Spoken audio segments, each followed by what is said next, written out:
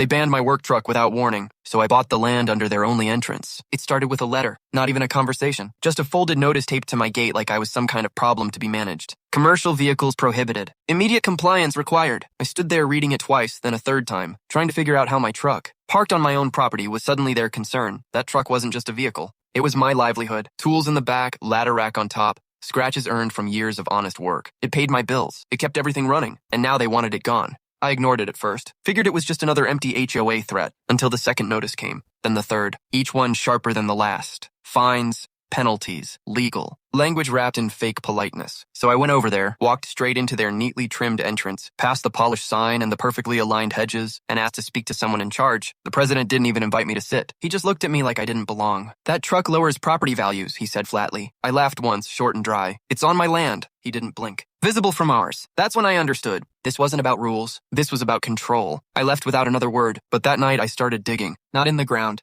in records, old documents, county maps, property lines that hadn't been looked at in decades. And that's when I found it. A thin strip of land, easy to miss if you weren't paying attention, running right under their main entrance road. The only way in. The only way out. And according to the records, it didn't belong to them. It never had. Years ago, before the neighborhood was built, the developer had made a quiet deal for her. Access, temporary, informal, never fully transferred. And somehow that detail got buried, but not erased. The title still traced back to a name I recognized. My family. I didn't rush. Did everything properly. Filed the paperwork. Verified the boundaries. Waited for the approval. And when it came through, I acted. One morning just before sunrise, I had a crew out there. Nothing dramatic. Just posts, barriers, clear signage. By the time the neighborhood woke up, their perfect entrance had changed. Blocked. Legally. Cars lined up almost immediately. Confusion turned into frustration. Frustration turned into panic. Because suddenly that polished, controlled, picture-perfect community had a problem they couldn't ignore. They called me within the hour, first polite, then firm, then desperate. "You can't block access," the president snapped over the phone. I leaned back, calm. "It's my land." Silence. The same silence he gave me. Now it was his turn to feel it. "You're disrupting the entire community, and you tried to disrupt my livelihood." Another pause. Longer this time. They brought up lawyers.